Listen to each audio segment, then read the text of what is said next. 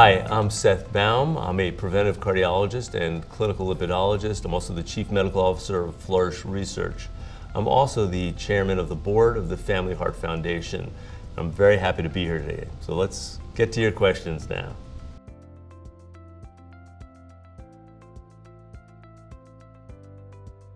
Elevated Lp(a) is, first of all, it's greater than 90% genetically driven.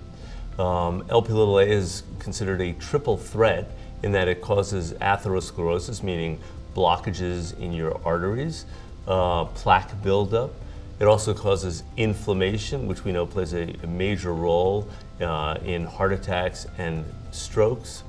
And it also can increase blood clotting, which is a part of these cardiovascular events. So it really can have quite a significant impact on your body.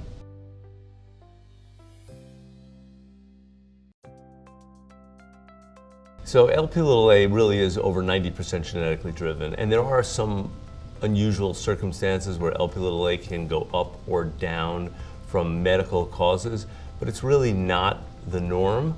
I would look at Lp(a) and say, if it's elevated, it's going to be genetic and not from something else.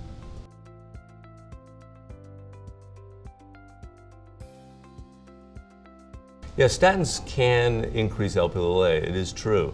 We don't know that increases risk, but we do know that through statins we reduce LDL cholesterol very effectively, and we do know from multiple clinical trials that the reduction of LDL with statin use does reduce cardiovascular events, which is our objective. I would say if Lp(a) rises with the use of statins, it's something that we have to accept until we have Lp(a) reducing therapeutics available to utilize, which I believe will be coming soon.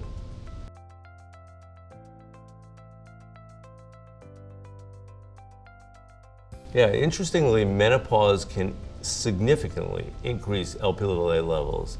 And because of that, I would say, some people have the mindset that a single Lp(a) test in an individual's lifetime is enough. I would say that's not true, especially because of the impact of menopause. So when a woman goes through menopause, I believe it is very important to check Lp(a) after menopause.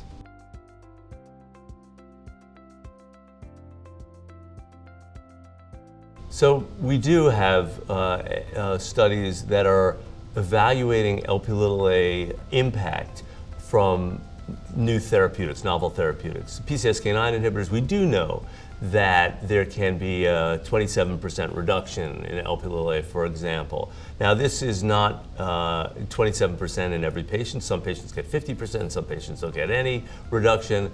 And we have, some indication that reduction in Lp(a) may be beneficial, but we've never done a study to date specifically looking at the impact of that reduction on cardiovascular events as what's called a primary outcome.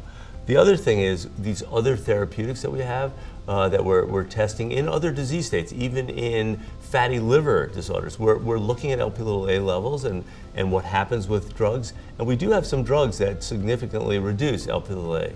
Again, we do not know what the ultimate outcome or impact of that reduction will be, and you need clinical trials to determine that.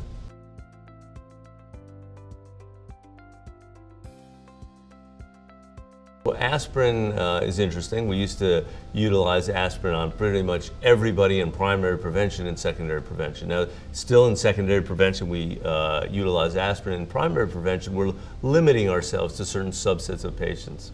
I think the evidence is accumulating, and the biologic rationale is sound for inappropriate patients, and I'm not going to give medical advice here, but in appropriate patients who are high risk with elevated Lp(a), that low-dose aspirin may have benefit. Remember that elevated Lp(a) does increase clotting to some degree, and the baby aspirin might actually mitigate some of that risk. Not yet proved definitively, but there are circumstances, certainly where I clinically would utilize aspirin.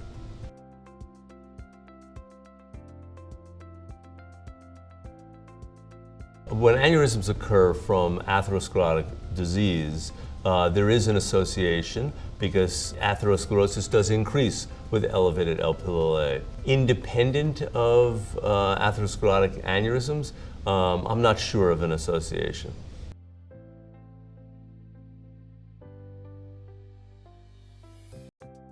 So we can estimate from parents' Lp(a) levels what a child's Lp(a) level might be, because the child is inheriting one Lp(a) allele from mom and one from dad, so there's going to be something in between.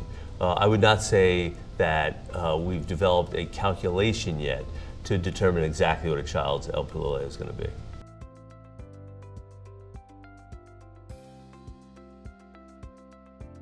Yeah, so it's interesting that we really have so under-tested the population for Lp(a). A couple of years ago, it was just about 1% of the population in the United States have been tested, maybe a little higher than that right now. It's very sparse. And so why is that from a clinician standpoint? It's because most clinicians will say, well, why am I testing for Lp(a) if there's nothing I can do about it? Okay? Well, first of all, that's misguided. When you see an elevated Lp(a), there are things we can do. We lower or reduce other risk factors, pay more attention to exercise and diet, pay more attention to LDL, reduce LDL even further. When a patient understands that he or she is at risk because of Lp(a), often they will take things more seriously. So we can do that. There's also lipoprotein apheresis that is approved for elevated Lp(a), so we do have a therapeutic. We just don't have a pharmaceutical therapeutic available, and we don't have an easily accessible therapeutic available to date. We need to identify individuals who are at high risk so that when these therapeutics do become available, which I believe they will in the not too distant future, we can rapidly treat them with appropriate therapy. So the only way we're going to do that is by testing. So the way we advocate is we talk about it. We go to our doctors and we say, hey, have you read about Lp(a)? I'd like mine tested. Can you please test me? And you're going to get some pushback from some physicians.